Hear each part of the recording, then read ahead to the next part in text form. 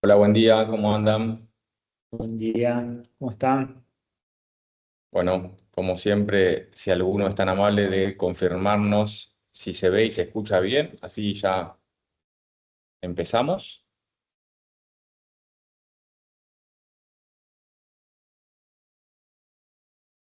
De 10. Bueno, gracias, Pablo, ¿cómo andás? Bueno, genial. Vamos de a poco arrancando. Como siempre, estos encuentros mensuales, la idea es hacer un recorrido sobre todo lo que está pasando, en este caso obviamente a nivel internacional, con la idea de bajarlo a ideas concretas de inversión. Y bueno, es complejo el panorama y bastante divertido. Así que bueno, arrancamos. Va a ser corto, me parece. No hay mucho para hablar, la verdad que no tenemos mucho. Todo tranquilo. Todo tranquilo, está todo bien, así que algunas cositas y cortamos. No, mentira. Bueno, mes complejo, trimestre complejo, arranque de año complejo. Yo creo que lo mejor sería arrancar por la guerra, que es lo que nos atraviesa en todo y eso ordena Sí. el panorama. Creo que la mayoría ya sabe que estamos en el medio de una guerra en Medio Oriente. Por ahí el que no lo está muy en tema, hay una guerra explícita entre Irán con Israel y Estados Unidos. Básicamente por la escalada militar de Irán, Estados Unidos empieza a tomar partido con Israel con la idea de buscar desarmar un poco a Irán. Un poco esto es opinión personal. Trump, la lógica que pensaba era, lo de Venezuela me fue fácil, entramos rápido, lo tomamos Maduro, nos fuimos. Irán va a hacer lo mismo. Entramos, matamos a todos, la cúpula militar, y nos vamos a solucionar el problema. Creo que ese fue un poco el pensamiento de Trump, que claramente y lejos está de haber pasado eso. Sí es cierto que las primeras noticias cuando surgió la guerra es que la cúpula militar principal se eliminó rápido, pero rápidamente tuvimos ahí una nueva cúpula militar y sobreviviendo Irán. Irán no es un país que no tiene infraestructura, que no está armado, al contrario, o sea, tiene una defensa bastante importante. Entonces yo creo que Trump, la primera idea era esto va a ser rápido, un poco el mercado también lo leí así, esto va a ser rápido, una semana, dos como mucho, y se soluciona el problema. Bueno, nada de eso pasó. No, no, perfecto. Como introducción y yendo un poco atrás, obviamente que hay que adaptarse a la realidad que estamos viviendo hoy en día y ese es el foco central, ¿no? Del panorama internacional.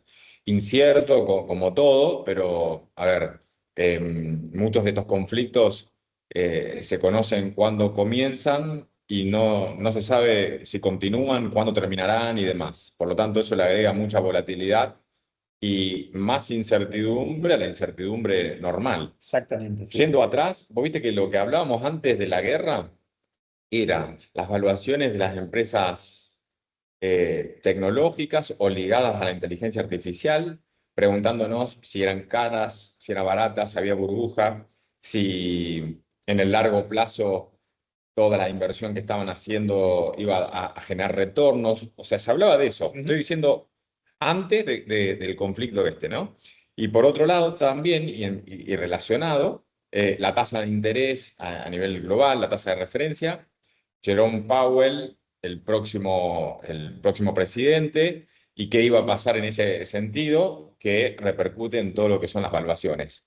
Bueno, eso también tuvo su desenlace, pero en forma paralela se dio todo este tema geopolítico, que bueno, nos deja hoy en día, como a cualquier otro, con lo que conocemos y con las herramientas que tenemos como para tomar decisiones, ya sea de carteras armadas o que se tengan que armar. Exactamente. Bueno, un poco el desenlace del conflicto, o sea, que produce este conflicto es una suba fuerte de los insumos energéticos, ya sea gas licuado y petróleo. ¿Por qué? Porque justo en el Golfo, donde está Irán y están los países de Medio Oriente, está un estrecho que se llama Estrecho de Hormuz, donde pasa casi el 20% de la producción de petróleo. Entonces, comenzó la guerra, ese estrecho se cerró, prácticamente no pasó ningún barco por varios días. El precio del petróleo, de los futuros del petróleo empezaron a subir, llegaron casi a 150, tanto el Brent como el WTI, y eso claramente cambió por completamente las expectativas del mercado. Eso viró el anclaje de expectativas que estaban buscando los bancos centrales de los países. Vuelvo a insistir, al principio esto se pensaba que era una semana, dos, y se terminaba. Pasó la primera semana, pasó la segunda semana, no se resolvió el conflicto y esto acrecentó la volatilidad y la incertidumbre. En el medio tuvimos todas las decisiones de políticas monetarias de los principales bancos centrales, ya sea de la Fed, que es el principal y el que ordena todo, el Banco Central Europeo, el Banco Central de Inglaterra y el Banco Central de Japón. Hubo varios más, estaba el de Canadá, el de Australia, pero los principales son esos.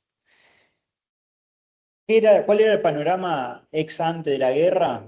Era dos bajas, hablando de Estados Unidos, dos bajas de inflación para este año, colocando la tasa cercano a 3,25, 3%. Ese era un poco el panorama. Perdón, dijiste dos bajas de inflación, dos bajas tasas de interés de referencia. Dos bajas de tasa de interés de referencia, exactamente. Más o menos en torno al 3,25 y 3%. Ese era el panorama. ¿Qué pasa con la suba del petróleo? ¿Qué es lo que implica? Aumento de la inflación. Entonces, si aumenta la inflación, la baja de la tasa de interés no se puede dar. O sea, la tasa de interés es la herramienta que utilizan los bancos centrales para manejar o controlar la inflación. Entonces, con este aumento del petróleo, claramente el mercado marcó un cambio de expectativas y dijo, no va a haber dos bajas de tasa de interés, al contrario, va a haber una suba de la tasa de interés. Eso cambió totalmente. Y eso es lo que pasó con las caídas que veíamos de 2, 3 semanas que no veíamos una pantalla verde. Era todo rojo, todo volatilidad, movimientos muy bruscos en los precios de todos los asset classes. Equity, bonos, commodities, monedas, todos los asset classes con movimientos muy fuertes. Perdón, son cisnes negros estos, y un poco lo que también comentábamos, cuando uno hace una cartera, arma una cartera diversificada entre commodities, renta fija, renta variable, alternativos y demás, también un poco lo que busca es diversificar riesgos y tratar de tener, como se dice, asset classes o clases de activos, de alguna manera o en cierta forma descorrelacionados. Pero nos sorprendió bueno, insisto, el llamado cisne negro, que es un evento que no se puede predecir, y una vez que ocurre tiene un impacto importante. Exactamente. Y uno de esos impactos importantes, como bien marcabas, Mauro, la idea de una cartera diversificada es que haya descorrelación entre los activos. ¿Qué pasó? Cuando pasan estos shocks, estos signos negros, la correlación se vuelve a uno. O sea, todos los activos actúan de la misma manera. Y así lo vimos, todos, absolutamente todos. Todos los activos caían. ¿Cuál era por ahí el activo de refugio que buscaban los países o los inversores? El dólar. Por eso vimos una pequeña apreciación contra las monedas del mundo del dólar. Bueno, punto aparte por ahí el de Argentina, que es otro fenómeno y lo vamos a ver en el próximo webinar local. Pero prácticamente todas las monedas del mundo se depreciaron contra el dólar. ¿Por qué? Porque fue la única herramienta que tenía el inversor para lo que se conoce como flight to quality o algo, buscan refugio de valor que les dé para mantener o sobrepasar esta situación. Entonces, guerra desatada, logística del petróleo, supply chain, por así decirlo, o sea, la cadena de suministro del petróleo afectada, eso lleva a aumento de toda la logística, aumento de la inflación. Borró por completo dos bajas de tasa de interés, incluso puso en probabilidad un aumento de la tasa de interés. Eso cambia las expectativas y equity, donde decíamos, está sobrevalorada o probablemente haya sobrevaloración de los activos, baja fuerte, aproximadamente entre el 15 y 20%, dependiendo qué acción tomemos. Desde mi punto de vista, es un movimiento sano, por así decirlo, en el equity. ¿Por qué? Lo vimos también en reuniones pasadas, ganancias aumentando y precio en este caso bajando. Entonces ya nos deja unos ratios de evaluación más acorde para estar posicionados en activos de riesgo. Ya ahora con ratios de evaluación a estos niveles, podemos pensar un retorno esperado futuro mayor porque tenemos valuaciones más atractivas. Entonces, siempre vale aclarar que es importante estar invertido en todo momento. Ya vimos un gráfico de las primeras reuniones que si uno trata de estar invertido y desinvertido en momentos de incertidumbre, pierde contra haber estado invertidos 100% eh, en una cartera diversificada. Eso porque uno pierde por ahí los días como ayer. Tuvimos retorno de 6%, de 8%. O sea, retornos fuertes uno se los pierde si no está invertido, porque nadie sabe cuándo es el piso o cuándo es el techo. Correcto, ahí si querés te agrego algo también como un poco de, si se quiere, docencia, también es una charla con una idea concreta de armado de cartera, pero por ahí no sabemos, o cuanto más trascienda esta charla y nos escuche gente de todos los ámbitos, mejor. Y en ese sentido, esto de mantenerse siempre invertido, por lo menos yo lo explicaría de la siguiente forma. El timing del mercado suele ser lo más difícil de tener éxito, ¿no es cierto? De agarrar los pisos, vender en los techos. En la medida en que uno se mantiene invertido, ahí viene la cuestión de tolerancia de la volatilidad y cómo uno puede estar o no tranquilo con una cartera bajando o no tentado de vender cuando subió mucho, bueno, y demás. Eh, en cierta forma, entonces uno se mantiene invertido tratando de que la cosa se normalice y, bueno, no tratar de adivinar esos pisos y esos techos. Pero un poco esa es la explicación. Exactamente, exactamente. Y te agrego otra cosita antes que continúes por ahí. Es importante diferenciar, porque acá estamos focalizando, bueno, hablamos un poco de todo. Vos recién mencionabas equity. Equity, para el que no está tan en tema con la jerga financiera y de mercados, es renta variable, o sea, las acciones, el precio de las acciones, que es donde está el mayor retorno esperado en el largo plazo. En la medida, bueno, y la renta fija, los bonos corporativos o soberanos. En la medida que en el largo plazo, que sea rentable, que gane dinero. Ahora, que una empresa gane dinero no es garantía de que esa inversión sea exitosa. ¿Por qué? Porque podemos comprar, ahí entran en juego los múltiplos, podemos comprar una acción de una empresa que gana dinero, pero que está extremadamente cara porque los múltiplos, generalizando el price earning, todas las métricas que hay de múltiplos, puede llegar a estar muy elevado.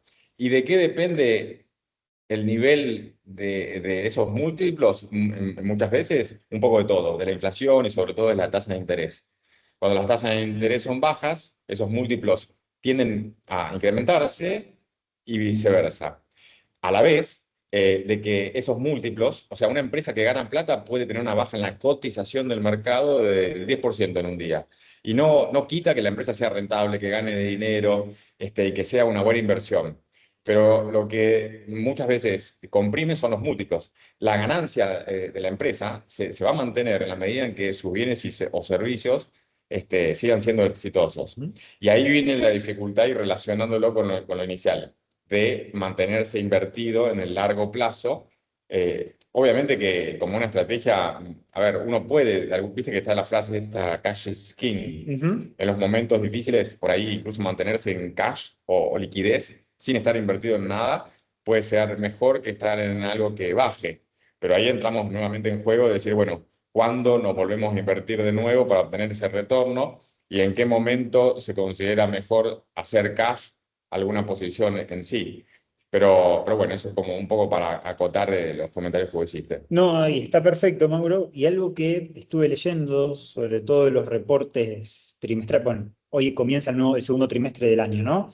A ver, ya pasaron el primer trimestre, entonces los bancos de inversión publican sus perspectivas para el segundo trimestre y demás. Y un poco lo que comentaban es, pasado un poco, ahora retomamos el tema de la guerra, que para mí es lo central de acá en adelante, pasado un poco la incertidumbre de la guerra, eh, posicionarse sobre todo en activos o renta variable, mejor dicho, que sean de calidad, sean empresas que ganen dinero, que tengan una ventaja competitiva, como se conoce el moat, es decir, que puedan defender su ventaja competitiva y que tengan una rentabilidad sobre la inversión que hacen.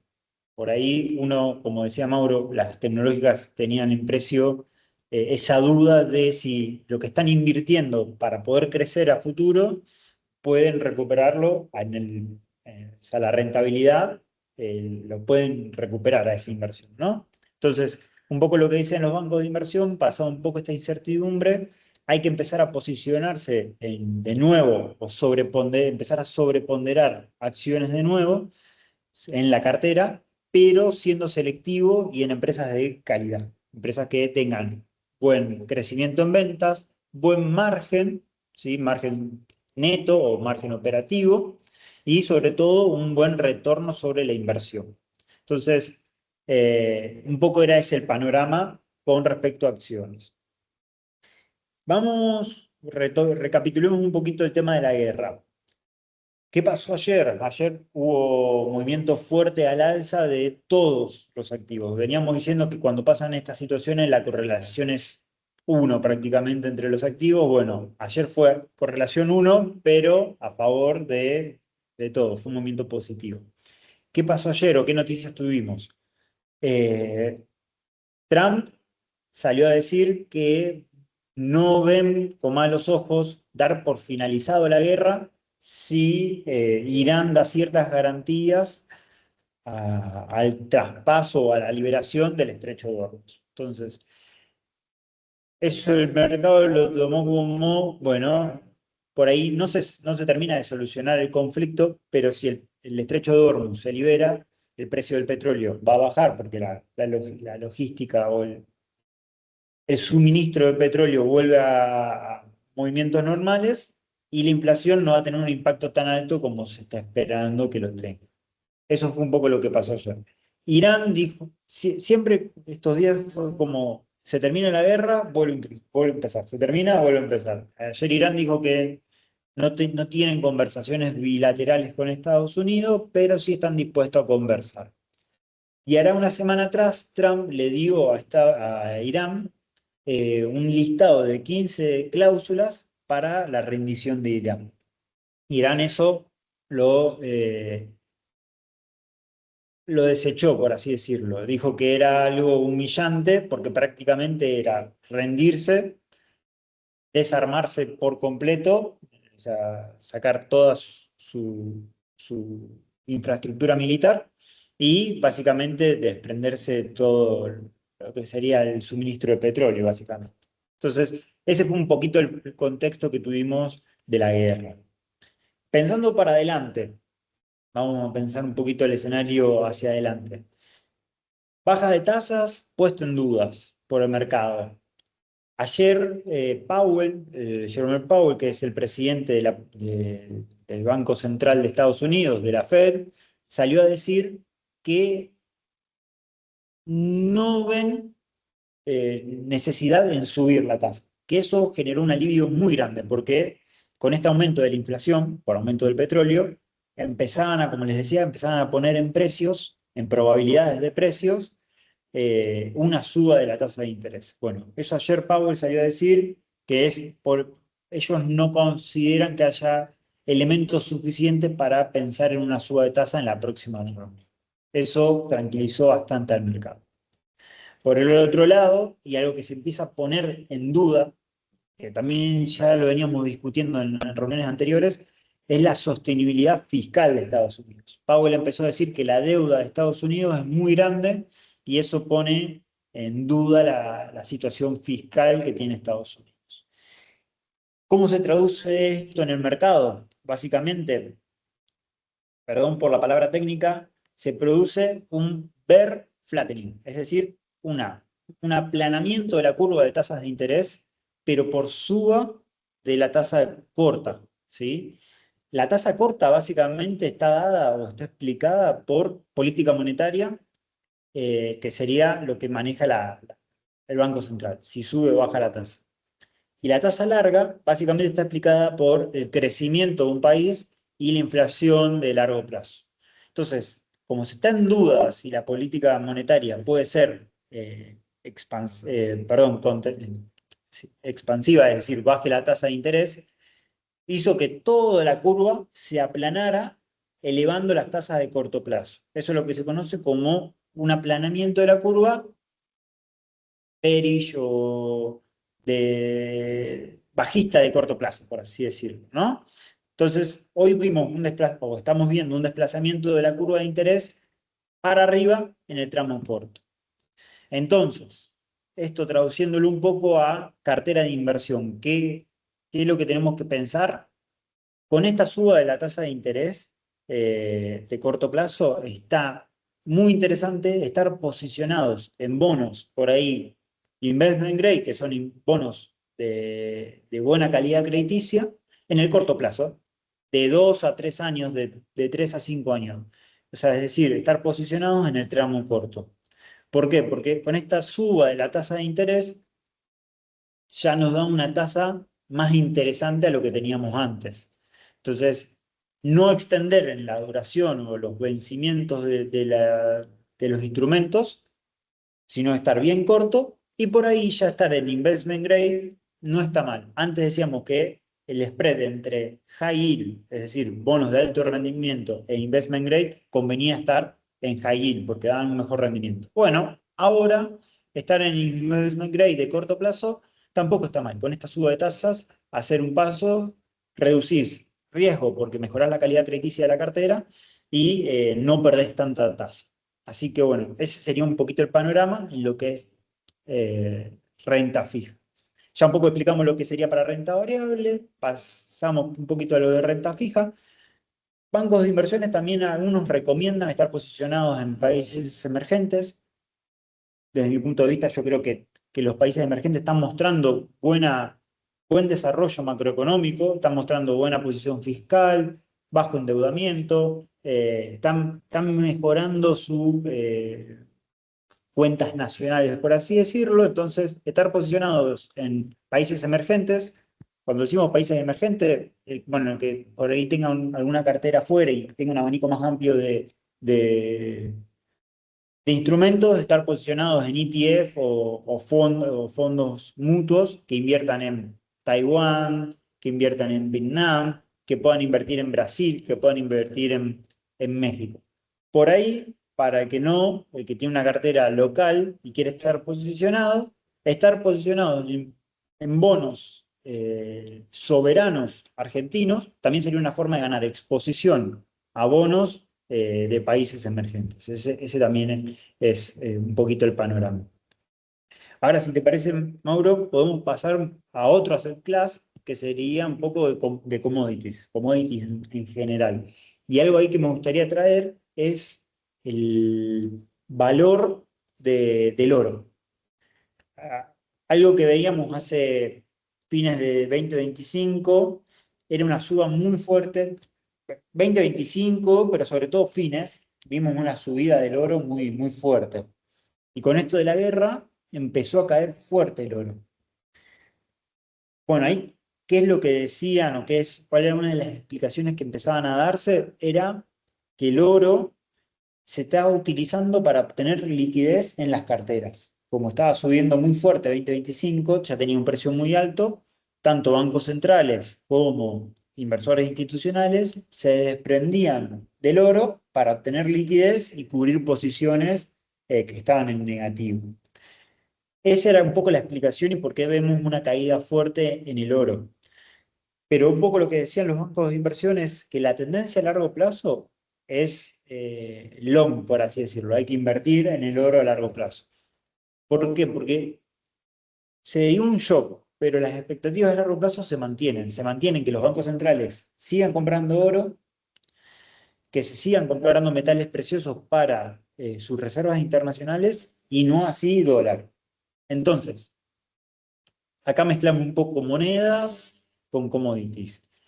Oro, por ahí, aprovechar que bajó, empezar a posicionarse en oro, el que no lo estaba, es un buen momento. Oro, plata, cobre, están dando buenos niveles de entrada, esperando que los bancos centrales empiecen a recomprar oro. Y por el lado de la moneda hay una expectativa de depreciación del dólar. ¿Cómo lo ves ahí? Al tema del dólar, por ejemplo, porque el DXY ya lo tenemos por debajo de 100, está en 99 y monedas. Entonces, Argentina, nosotros como argentinos lo estamos viviendo, hay una depreciación del dólar con respecto al peso. ¿Cómo lo ves en ese sentido? Ah, Mirá, ahora te contesto, pero en función a lo que vos decís del oro, bueno, es interesante todo lo que se dio y coincido con esto que comentabas. Después de la suba que tuvo, bueno, se interpreta esta corrección como una toma de ganancia, traslado hacia la liquidez.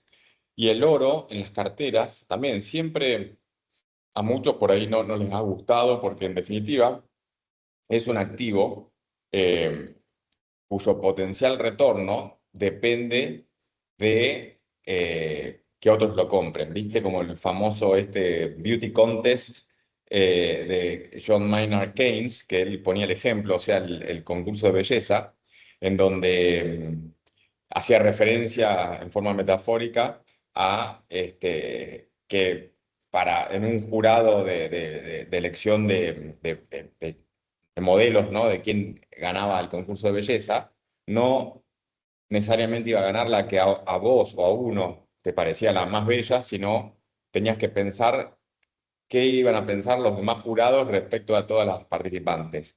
Entonces acá lo mismo, uno tiene que pensar cómo se va a comportar los bancos, como vos decías, los bancos centrales, los fondos institucionales y demás, respecto a este commodity. Porque no hay una forma de evaluarlo. No podemos decir si está caro o barato, es lo mismo que el Bitcoin. Para mí se comporta igual. Depende de lo que vos pienses que el resto de los inversores van a hacer. Lo van a comprar porque, en el caso del Bitcoin, por ejemplo, el dólar va a ir perdiendo valor como moneda más importante a nivel global, va a ir teniendo más ganancia respecto a las transacciones. Bueno, el oro no, o sea, tiene funciones, digamos, para la industria de billutería, relojería y demás, pero por el lado de activo para una cartera es meramente pensar de que va a haber flujo comprador y que eso puede llegar a agregar un componente de diversificación.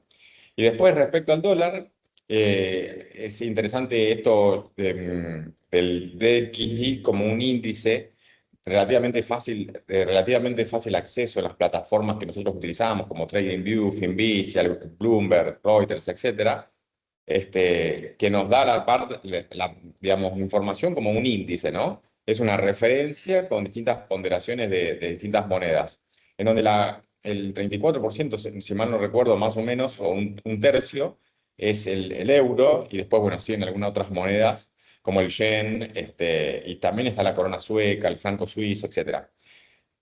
Escuchando a un colega en el mundo financiero, Leo Chialva, que tiene la consultora Delfos, él siempre hace referencia a que ese índice por ahí está un poco obsoleto, que debería uno adaptarlo a la circunstancia actual del mundo y el comercio, en donde haya otras monedas de otros países que tengan mayor relevancia, ¿no? Como por ejemplo China, por poner un ejemplo, o el real brasileño. Y hoy en ese índice de X no tenemos esos países. Un comentario, digamos, que me parece interesante. Pero bueno, es el que tenemos como referencia. Y en función a las expectativas de acá en adelante, yo creo que también va a depender de cómo se termine de solucionar este conflicto bélico, si continúa o no, porque me parece que el principal determinante hoy en día de la revalorización del dólar a nivel global es un poco, como decía, flight to quality o activo de refugio, ya que sacando el tema bélico, las perspectivas de tasa, o sea, según los manuales de finanzas, vamos a cómo se comportan las monedas, según teoría, digamos, que en definitiva en el largo plazo de la práctica se da también, es respecto a las tasas de interés. Ujú. Por lo tanto, en el largo plazo, sacando el tema bélico, si la expectativa es que la inflación en Estados Unidos continúe bajando y las tasas de interés bajen, eso hace menos atractivo al dólar como moneda. Esa bajo la tesis sin tener un problema geopolítico que haga que se interrumpa ese sendero de inflación y de tasa de interés. Entonces va a depender mucho de eso, para mí. En la medida en que se solucione esto, se estabilice este conflicto geopolítico y Estados Unidos de $5 el galón en algunos estados, que es un montón, el promedio siempre ha sido $2 el Ujú. galón. Te digo como un extremo, ¿no? De los 50 estados que tiene, escuché o leí que en algunos estaban en 4 o en 5 y es un montón, es el doble. Bueno, y obviamente que el precio del petróleo y la gasolina para un país como Estados Unidos es sumamente importante por las distancias, porque cada familia tiene mínimo 2 autos, bueno, y demás, ¿no? Y un montón de otras cosas. Pero bueno, en la medida en que esa tendencia se dé, el dólar debería perder ese atractivo y nuevamente los commodities se suelen comportar en forma inversa. Por lo tanto, complementado con lo que vos comentaste de los países emergentes en cuanto a sus fundamentals y con la expectativa de que este reacomodamiento de las monedas se dé, bueno, uno podría esperar de que el dólar calme un poco esa apreciación y se acomode en función a las expectativas de tasas, creo. Exactamente, exactamente. Y coincido que va a depender 100% de cuánto se prolongue este conflicto. Sobre todo no el conflicto, sino el estrecho, cuánto tarde en normalizarse su distribución. Creo que ahí le va a depender absolutamente todo. Hoy, con los datos de hoy, ahora, la verdad que hay más probabilidades, puedo insistir, con los datos de ahora, hay más probabilidades que esto sea de corto plazo a que se prolongue, por estas noticias que tuvimos, por estos acercamientos que hay y demás. Pero bueno, 100% coincido que depende mucho de cuánto se prolongue esto. Entonces ya tocamos un poquito equity, ya, o renta variable, tocamos un poquito de renta fija, tocamos un poco commodities y un poco monedas. Eh, ya más o menos hicimos un panorama de todo. Algo que me gustaría también remarcar, como para ir cerrando el tema macro o cuestiones a futuro, es Estados Unidos en noviembre tiene elecciones de medio término, que no es poca cosa.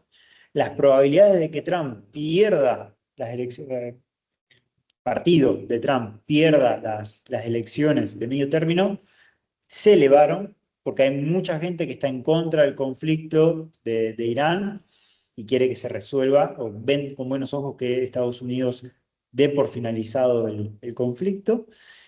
¿Y qué puede pasar? Si el partido de Trump pierde, muy probablemente el partido contrario, o sea, la oposición, tenga mayorías en la Cámara y pueda ir contra un pedido de sacarlo a Trump del gobierno, o sea, de destituir a Trump en el gobierno. Si pasaría eso, estaríamos en un escenario bastante desfavorable para lo que es el tema de inversiones. Entonces, ya hicimos un poquito un recap de todos los asset class, ahora pensando porcentajes dentro de la cartera.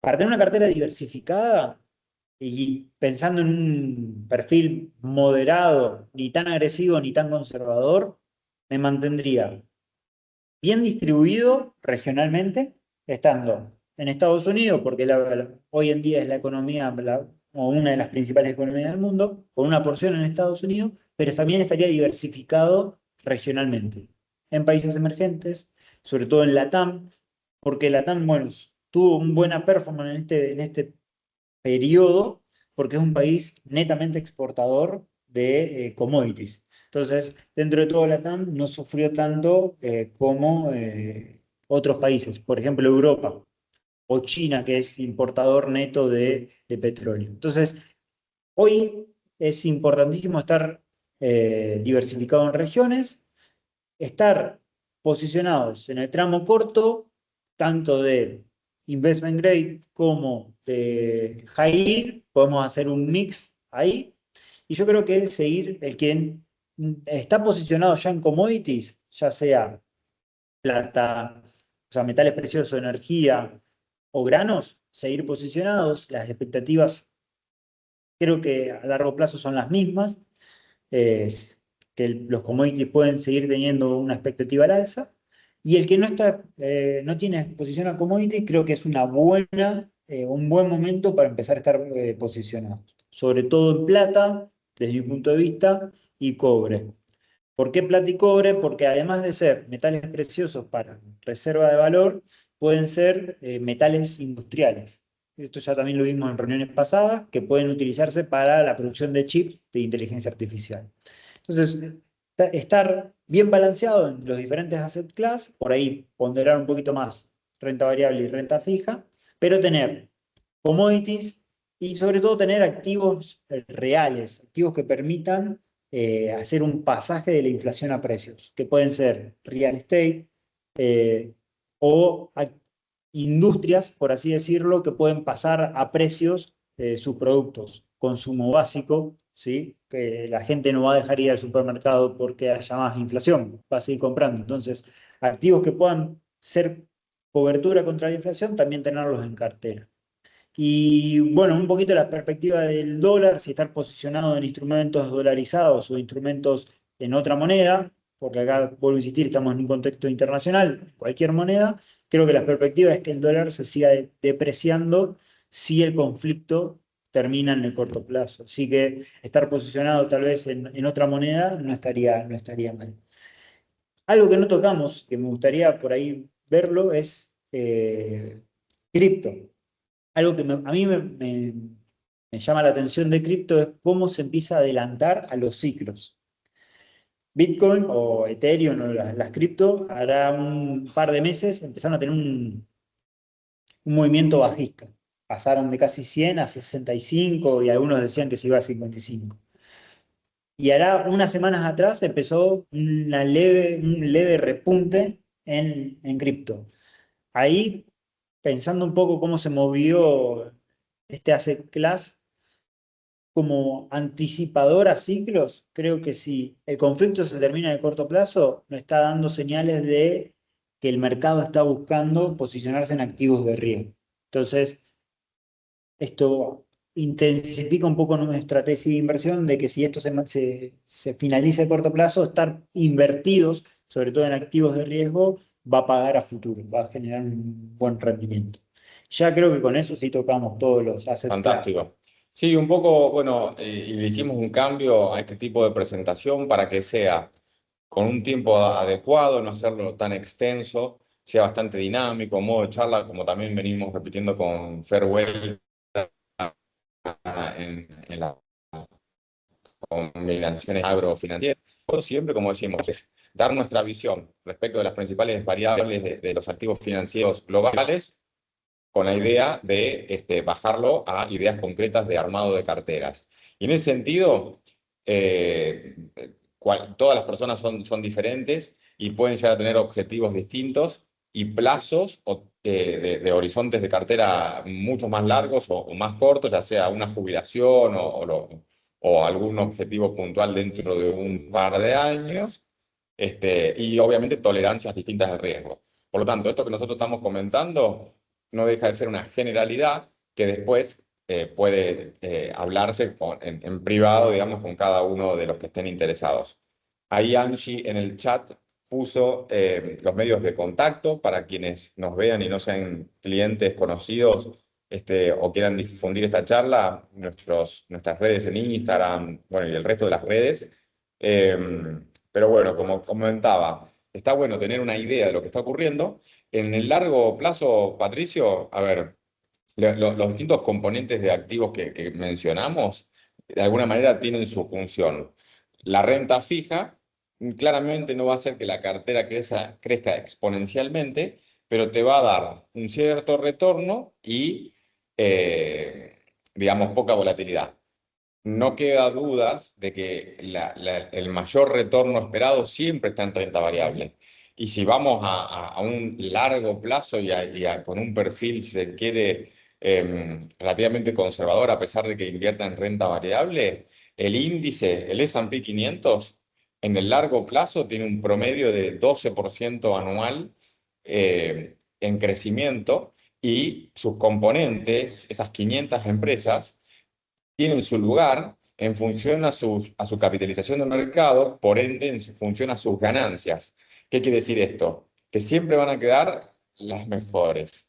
Las empresas que por algún motivo no obtengan esas ganancias van a dar lugar a otras que sí empiecen a crecer. Entonces, partiendo de estar invertido en el S&P 500, es donde nosotros vamos, si se quiere, tratando de mejorar, o sea, lo que se dice técnicamente en nuestro rubro financiero, tratando de obtener alfa, Ujú. o sea, tener un rendimiento, ¿cómo se traduce esto del alfa?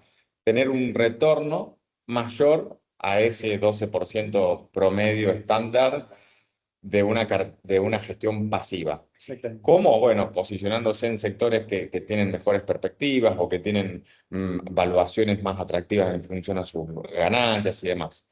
Así que bueno, Sí, y también hay un montón de herramientas. Por ahí, el que no quiere estar metido en el S&P porque un poco coincide con nuestra visión de que Estados Unidos no está desarrollándose de la mejor manera macroeconómicamente, tenemos el índice del MSCI World, que es el índice que engloba a todas las regiones del mundo. Entonces, hay herramientas para estar diversificados.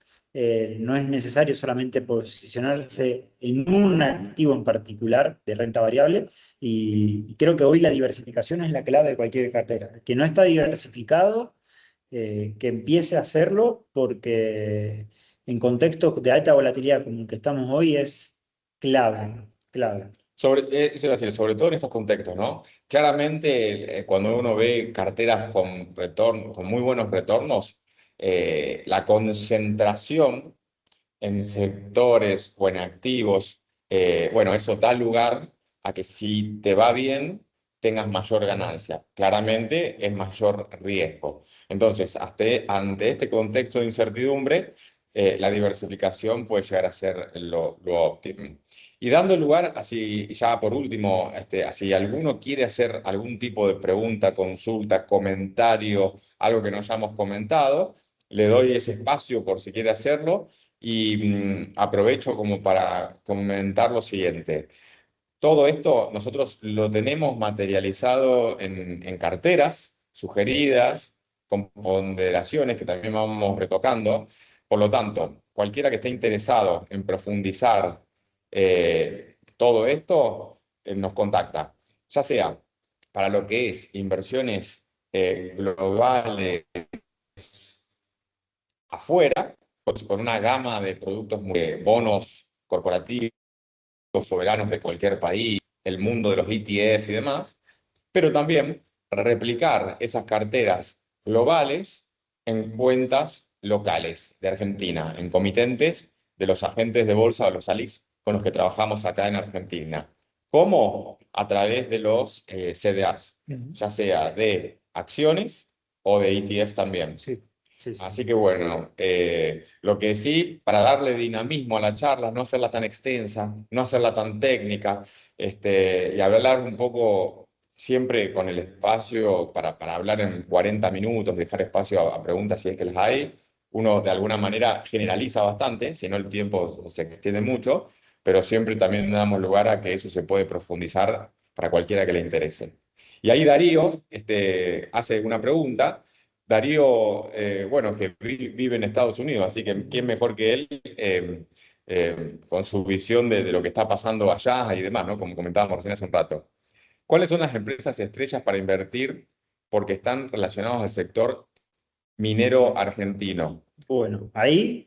tenemos Río Tinto. Río Tinto es una empresa que se especializa en cobre y entró en el RIGI acá en Argentina y tiene una de las explotaciones mineras más grandes o de los proyectos más grandes dentro del RIGI, que es en San Juan. Si no recuerdo mal, creo que es una empresa australiana, pero opera mucho en Chile y ahora acá en Argentina entró de nuevo con esto del RIGI. Después, si no, tenemos el ETF con respecto al sector minero, que puede ser el ETF de empresas mineras de cobre, que es COPX, COPS, ese es el ticket, eh, eh, que engloba a nivel mundial todas las empresas mineras. Por ahí, eh, para el que no está metido día a día y que no lo sigue tan profundamente, estar metido más en ETF que engloben empresas mineras es mejor a estar metido en una empresa minera específicamente, sobre todo porque son difíciles de seguir. O sea, hay que ver el proyecto donde están metidos, cuánto se espera que puedan sacar de ese proyecto. Entonces, como recomendación, por ahí buscar ETF, CDRs de ETF que engloben estas empresas, a buscar una empresa en particular. Pero si hay que mencionar una empresa, es Río Tinto, en ese sentido. Sí, y ahí comento, porque creo que la pregunta, está buena la pregunta de Darío, va enfocada en empresas del sector minero acá en Argentina. Y a ver, no hay tantas por ahí, de las pocas acciones que tienen liquidez y en nuestro mercado de capitales tan reducido, se concentra históricamente, viste, mucho el volumen y demás, ¿no? En bancos, en petróleo, en energía y algunas otras más. En el sector minero hay una alternativa, pero como bien vos decías, esto ya va para el otro lado de esto que comentábamos de la diversificación y el largo plazo, que no está mal, pero que ahí uno tiene que hacer esa tarea fina de, por ejemplo, en la empresa en cuestión, evaluar los proyectos, la rentabilidad, el nivel de endeudamiento y demás. Una empresa que existe con la posibilidad de invertir es Lithium LAC, Ujú. ¿viste? LAAC es el ticker. Y bueno, empresa también que tiene explotaciones de litio en el norte de Argentina. Pero bueno, que en algún momento también su subyacente, su commodity sobre el cual trabaja, había tenido precios que estaban un poco a la baja y el desempeño o el recorrido de la cotización de la acción no remontaba, o sea, estaba como que por ahí lateralizando o bajando. Como una idea, pero por ahí yo lo que está bueno para cualquiera que le interese esto, y si ya viene con algún cliente con alguna propuesta o idea o consulta bien particular, es porque por ahí le interesa asumir ese riesgo, ¿no es cierto? Ujú. Sí, Bueno, no iría con una ponderación muy grande de sí, una sí. cartera, pero no me parece mal. Claramente es el sector en el mediano largo plazo que los mismos funcionarios comentan de que tenemos muy buenas proyecciones de ingresos de divisas como para complementar a lo que hoy es el agro, todo lo que es la minería y el petróleo y el gas con vaca muerta y sin lugar a dudas. Pero no es que tenemos una gran alternativa de empresas, sobre todo en acciones, como para poder disponer y armar carteras. También van a tener, depende del monto que uno quiere invertir, bueno, baja liquidez o... Sí, bueno, estuvieron saliendo fideicomisos o Sí, otros tipos de vehículos, es verdad. pero bueno, son ilíquidos, o sea, no tienen negociación secundaria y es importante hacerlo cuando haya licitación. O Y el sea, fideicomiso de que salió es en definitiva tasa. sí, sí, No sí, no es es, una acción. claro, no tiene la apreciación de renta variable que uno por ahí también podría llegar a buscar. Pero bueno, muy buena la pregunta y desde ya agradezco la participación. Si no hay alguna otra más, consulta. Bueno, como siempre, les agradecemos que se hayan metido a esta charla, que también la difundan en sus redes, amigos y demás, y quedamos a disposición para cualquier consulta, como siempre. Y bueno, nos vemos, ya lo empezaremos a difundir dentro de exactamente 4 semanas. Sí, Retomamos esta charla global y en un par de semanas tenemos la la, visión local. exactamente. Bueno, gente, muchísimas gracias y nos vemos pronto.